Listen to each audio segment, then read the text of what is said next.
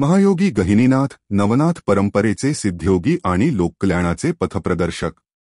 महान योगी आणि समाजसुधारक गहिनीनाथांचे जीवन भारतीय अध्यात्माच्या इतिहासातील एक अप्रतिम अध्याय आहे। ते केवळ सिद्धयोग्यांच्या मालिकेतील एक दैदीप्यमान नक्षत्र नव्हते, तर असे लोकसंत होते ज्यांनी गूढ ज्ञान लोकभाषेमध्ये मिसळून सामान्य जनमानसांपर्यंत पोहोचवले। त्यांची जीवनगाथा चमत्कारांनी परिपूर्ण असण्यासोबतच मानवता, समता आणि आत्मबळाच्या पराकाष्ठेचे एक जिवंत उदाहरण आहे। प्रस्तावना आणि हठयोगाचा रहस्योद्घाटन। महायोगी गहिनीनाथ परिचय आणि महत्त्व। गहिनीनाथ हे ज्यांना नवनाथांमध्ये अत्यंत महत्त्वपूर्ण स्थान प्राप्त आहे, ते सिद्धींच्या त्या प्राचीन परंपरेचे प्रतिनिधित्व करतात जी थेट भगवान शिव, आदिनाथ यांच्यापासून मत्स्येंद्रनाथ आणि गोरक्षनाथांच्या माध्यमातून जोडली गेली आहे। त्यांना नाथ संप्रदायाच्या शुद्धतम योगमार्गाचे संरक्षक मानले जाते। त्यांचे महत्त्व केवळ आध्यात्मिक सिद्धींपुरते मर्यादित नाही, ते एक खरे समाज सुधारक होते ज्यांनी त्या युगात लोकभाषेला अध्यात्माचे माध्यम बनवले, जेव्हा ज्ञान केवळ संस्कृत जाणणाऱ्या किंवा विशिष्ट वर्गांपुरतेच मर्यादित होते। त्यांनी जाती, वर्ण आणि सामाजिक उच्चनीचतेचा भेद निरर्थक घोषित केला आणि योग साधनेचे सार्वभौमिक सत्य सर्वांसाठी सुलभ केले। हे समजून घेणे आवश्यक आहे की त्यांचे जीवन द्वंद्वांवर आणि सामाजिक विकृतींवर मात करून समता आणि करुणेच्या सर्वोच्च शिखराला स्पर्श करण्याचे एक शाश्वत आवाहन आहे। त्यांचे संपूर्ण व्यक्तिमत्व करुणा, दया आणि सर्वजन हिताप्रती असलेल्या गहन निष्ठेने ओतप्रोत होते। आदिगुरु मत्स्येंद्रनाथांचा उद्घोष आणि हठयोगाचे गूढ तत्त्वज्ञान। नाथ संप्रदायाचा आधार हठयोग आहे, ज्याच्या गूढ रहस्यांचे उद्घाटन स्वतः आदिगुरु मत्स्येंद्रनाथांनी एका प्रसिद्ध श्लोकातून केले आहे। तो श्लोक आहे, कारेणुचते सूर्यःष्टकारेण चंद्र उचते, सूर्यचंद्रयोर्मयोः हठयोगोभिधीयते। या श्लोकाचे दर्शन केवळ शब्दांचे जाळे नाही, तर हे ब्रह्मांडीय ऊर्जेच्या संतुलनाचे विज्ञान आहे। येथे हा चा अर्थ आहे सूर्य ऊर्जा, जी पिंगला नाडीचे उजवी श्वास प्रतिनिधित्व करते, आणि चा अर्थ आहे चंद्र ऊर्जा, जी इडा नाडीचे डावी श्वास प्रतिनिधित्व करते। हठयोग या दोन्ही विरोधी ऊर्जांचा समन्वय आणि संतुलन साधण्याची प्रक्रिया आहे। जेव्हा पिंगला आणि इडा संतुलित होतात, तेव्हा प्राण सुषुम्ना नाडीत प्रवेश करतो आणि याच क्षणी साधक आत्मसाक्षात्काराकडे वाटचाल करतो। हठयोगाचे अंतिम उद्दिष्ट समाधी, मोक्ष, कैवल्य किंवा बोधत्व प्राप्ती आहे, जिथे इच्छा सकारात्मक, रचनात्मक आणि आत्मोन्नतीचे कारण बनतात। ही एक अशी प्रक्रिया आहे जी साधकाची सर्वतोमुखी उन्नती सुनिश्चित करते।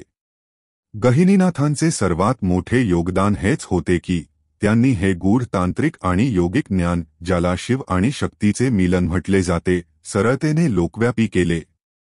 त्यांनी सिद्धींना केवळ गुहांमध्ये प्रदर्शनाचा विषय बनवता लोककल्याणासाठी त्यांचा उपयोग केला, हे दर्शवले की नाथ परंपरेची लवचिकता आणि सामाजिक उपयोगिता हेच तिच्या दीर्घायुष्याचे मूळ कारण आहे। दिव्य अवतरण आणि बाल्यकाळाचे तेज। गहिनीनाथांची अलौकिक जन्मकथा। गहिनीनाथांच्या जन्माची कथा लोकश्रुती आणि संत परंपरेत अत्यंत चमत्कारिक आणि विस्मयकारी मानली जाते, जी त्यांच्या दिव्य अवतरणाचे प्रमाण देते। ही कथा महाराष्ट्रातील कनक गावाशी जोडलेली आहे। तिथे एक पुण्यात्मा ब्राह्मण दाम्पत्य, मधुमेह आणि त्यांची पत्नी गंगा, संतानहीनतेने व्यथित होते आणि संतती प्राप्तीसाठी गहन तपस्या करत होते। दरम्यान सिद्धयोगी मत्स्येंद्रनाथ आणि गोरक्षनाथ त्या क्षेत्रात भ्रमण करत होते।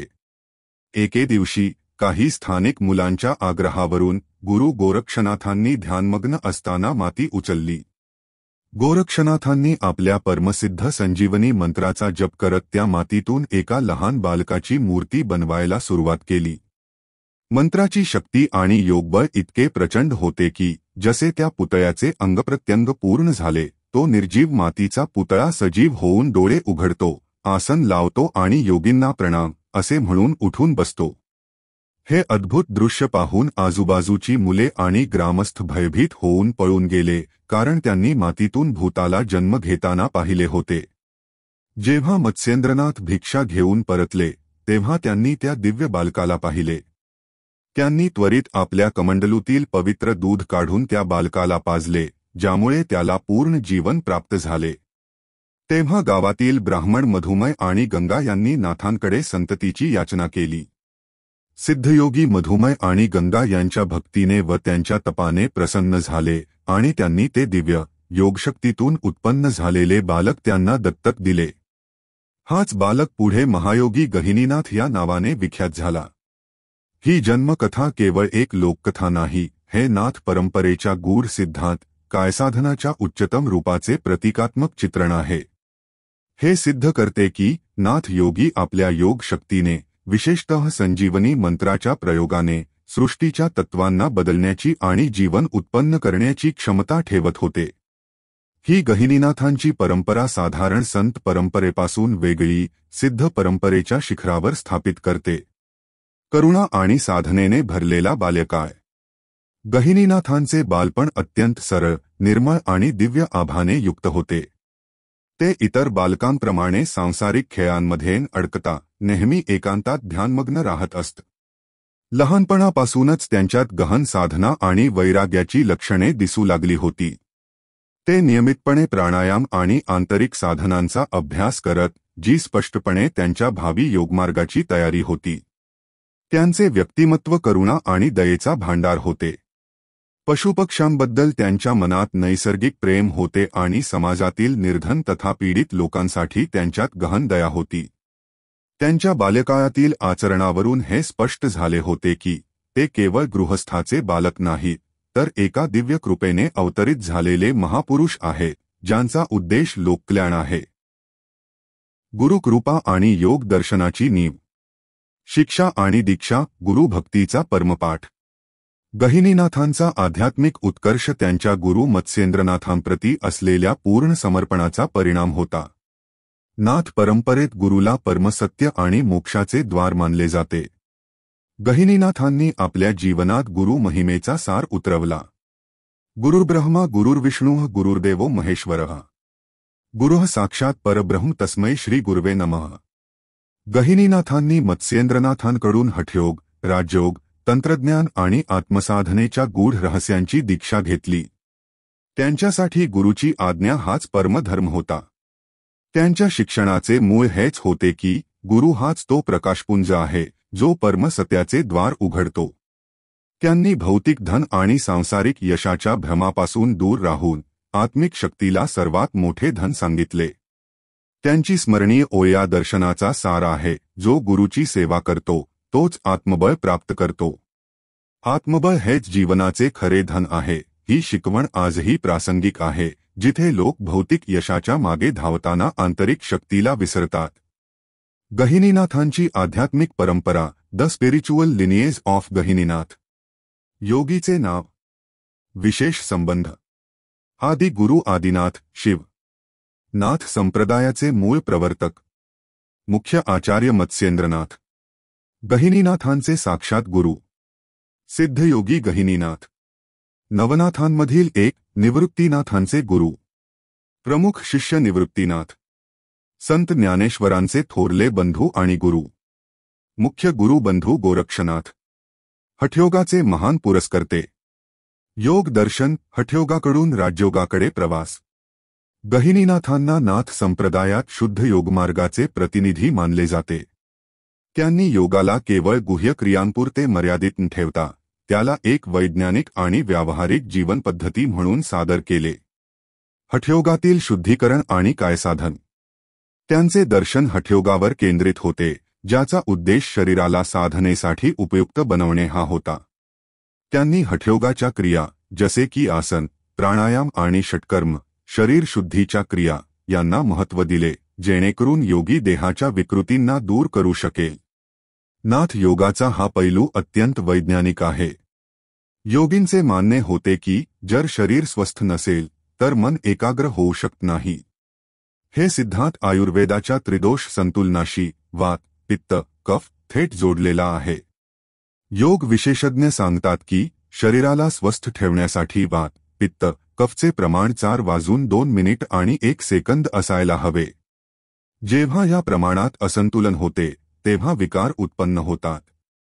हठयोगाचे षटकर्म जसे वमन, विरेचन, नस्य, अगदी तसेच शरीराला शुद्ध आणि स्वस्थ बनवण्यासाठी कार्य करतात, जसे आयुर्वेदात पंचकर्म. गहिनीनाथांनी या कायसाधनच्या विज्ञानावर जोर दिला, हे सिद्ध करत की त्यांचे योग दर्शन केवळ दार्शनिक नाही, तर विशुद्धपणे आरोग्य केंद्रित होते. कुंडलिनी जागरण आणि समरसीकरण. गहिनीनाथांनी षटचक्र साधनेचा अभ्यास करून कुंडलिनी ऊर्जा जागृत करण्याच्या प्रक्रियेला अत्यंत सरळ भाषेत समजावले. त्यांनी शिकवले की आंतरिक ऊर्जेवर नियंत्रण, प्राणावर विजय हीच आध्यात्मिक यशाची गुरुकिल्ली आहे. त्यांच्या योग दर्शनाचे आध्यात्मिक लक्ष्य समरसीकरण होते. समरसीकरण याचा अर्थ आहे जीवनातील सर्व द्वंद्वांवर, जसे सुखदुःख, शीतुष्ण, मानापमान वर उठून एक आंतरिक साम्यावस्था प्राप्त करणे. हे केवळ शारीरिक संतुलन, हठयोग नाही, तर मानसिक वृत्तींचे संतुलन, राजयोग देखील आहे. गहिनीनाथांनी समजावले की आंतरिक शांती हीच सामाजिक शांतीची आधारशिला आहे. जेव्हा योगी स्वतः द्वंद्वांपासून मुक्त होतो, तेव्हाच तो खऱ्या अर्थाने समतेचा संदेश देऊ शकतो. योगाचे सार्वभौमिकीकरण. गहिनीनाथांनी या क्रांतिकारी विचाराचा प्रसार केला की योग केवळ संन्याशांसाठी नाही, तर एक गृहस्थ व्यक्तीसुद्धा या मार्गावर चालून मोक्ष प्राप्त करू शकतो. अशा प्रकारे त्यांनी योगाला राजांच्या आणि गुहांमधून काढून सामान्य जनतेच्या जीवनाचा भाग बनवले. लोककल्याणाचा मार्ग आणि शिक्षा. गहिनीनाथांच्या मुख्य शिक्षा आणि सामाजिक दर्शन. गहिनीनाथांच्या शिक्षा त्या युगात सामाजिक क्रांतीच्या वाहक होत्या, जेव्हा समाज जातीगत भेदभाव आणि रूढिवादाने जखडलेला होता. समतेचा संदेश आणि जातीभेदाचे खंडन. त्यांनी स्पष्टपणे जाती, वर्ण आणि उच्चनीचतेच्या सामाजिक भेदांना निरर्थक घोषित केले. नाथ संप्रदायाचे हे सर्वात मोठे वैशिष्ट्य होते की त्यांनी सनातन धर्माच्या जटिल सामाजिक संरचनेच्या असूनही समाजाच्या निम्न स्तरावर आणि अशिक्षित लोकांवर गहन प्रभाव टाकला. गहिनीनाथांनी आपल्या योग मार्गात जातीला कधीही अडथळा बनू दिले नाही.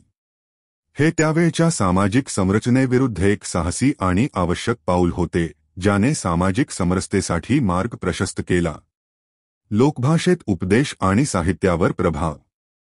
गहिनीनाथांनी संस्कृतच्या गूढ योगतत्वांना जनतेसाठी सुलभ करण्याच्या उद्देशाने लोकभाषा, मराठी, हिंदी स्वीकारली. त्यांनी कठीण सिद्धांतांना सरळ भजन, दोहे आणि ओव्यांच्या माध्यमातून सादर केले. हे असे एक पाऊल होते ज्याने आध्यात्मिक ज्ञानाच्या लोकशाहीकरणाचे बीज पेरले. कठीण संस्कृत श्लोकांना आणि योग क्रियांना लोकभाषेत सादर केल्याने केवळ ज्ञान विशिष्ट वर्गाच्या कैदेतून मुक्त झाले नाही, तर याने स्थानिक भाषा आणि साहित्य यांनाही अभूतपूर्वपणे समृद्ध केले. गहिनीनाथांसारख्या नाथांच्या याच परंपरेने पुढे संत साहित्यासाठी मजबूत नीव ठेवली, जिथे ईश्वरापर्यंत पोहोचण्यासाठी पुरोहित किंवा पंडितांची मध्यस्थी अनावश्यक झाली. चमत्कार आणि दंतकथा लोक आस्थेचा आधार. गहिनीनाथांच्या सिद्धी त्यांच्या आध्यात्मिक उत्कर्षाचे प्रमाण होत्या. त्यांच्याशी जोडलेल्या अनेक चमत्कारिक दंतकथा आहेत, ज्यांनी साधारण जनतेत त्यांच्याप्रती अटूट श्रद्धा निर्माण केली. लोककथांमध्ये वर्णन मिळते की त्यांनी आपल्या प्रचंड योगबळाने अकालग्रस्त गावात वर्षा करवली, ज्यामुळे त्या क्षेत्रात समृद्धी परतली. त्यांनी एकदा राजाच्या मृत पुत्राला प्राणदान दिले आणि अनेक रुग्णांवर केवळ आपल्या स्पर्शाने किंवा गहन ध्यानाच्या शक्तीने उपचार केले. या घटना केवळ सिद्धींचे प्रदर्शन नव्हत्या, तर त्या त्यांच्या सामाजिक उत्तरदायित्वाची अभिव्यक्ती होत्या. त्यांनी आपल्या आध्यात्मिक शक्तीचा उपयोग व्यक्तिगत मुक्तीऐवजी जनकल्याणासाठी केला.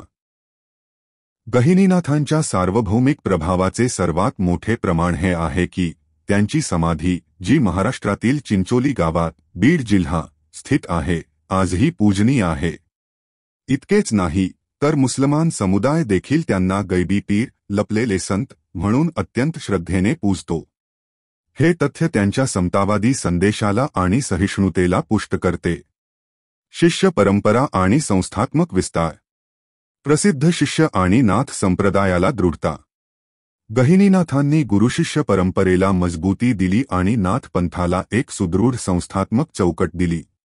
ते स्वतः नवनाथांपैकी एक होते आणि त्यांचे शिष्यसुद्धा भारतीय अध्यात्मावर गहन प्रभाव टाकणारे सिद्ध झाले.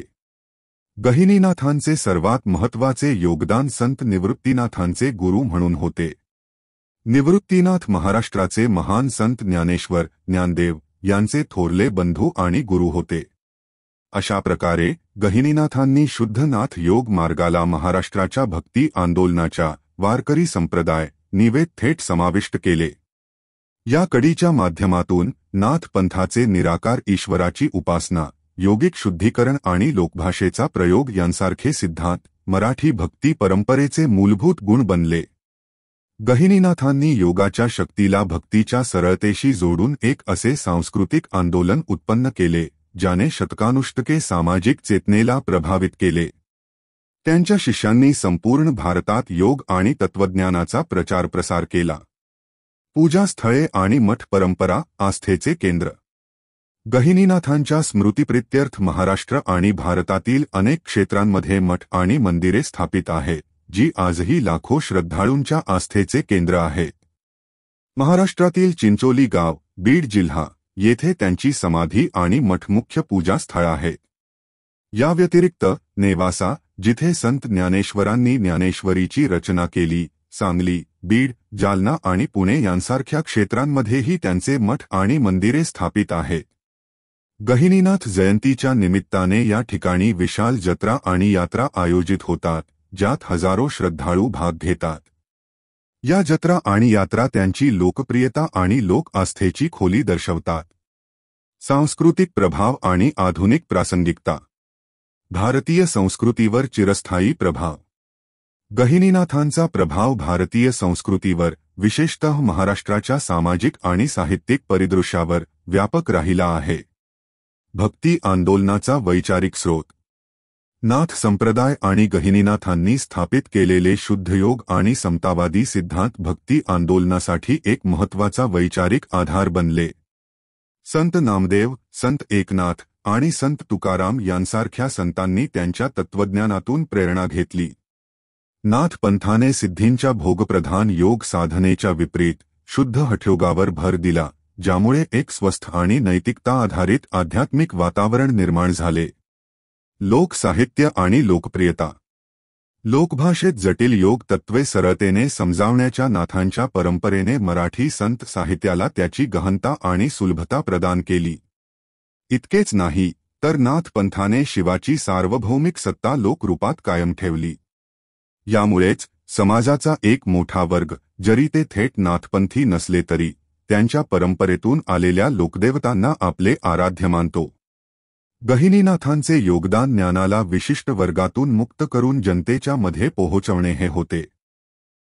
आधुनिक महत्त्व. वर्तमान युगासाठी गहिनीनाथांच्या शिक्षा.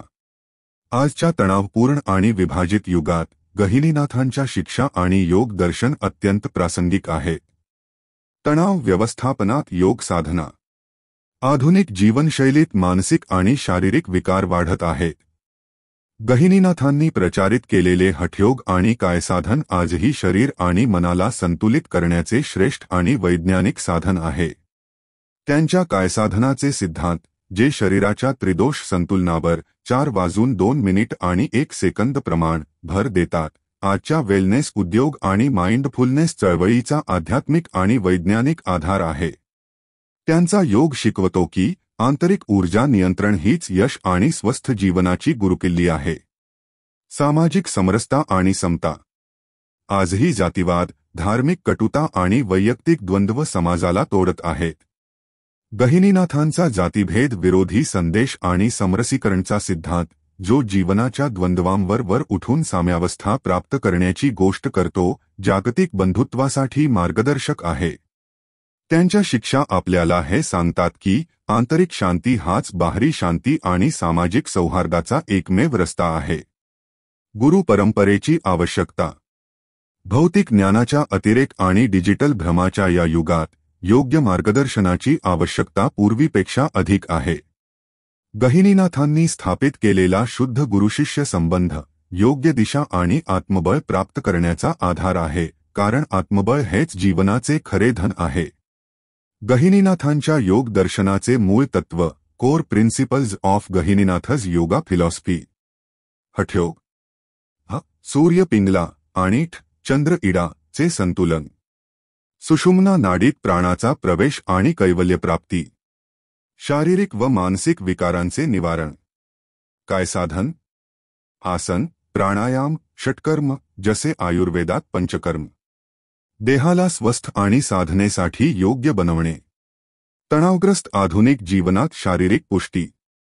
समरसीकरण, द्वंद्वांवर, सुखदुःख, शीतुष्ण वर उठून साम्यावस्था मिळवणे.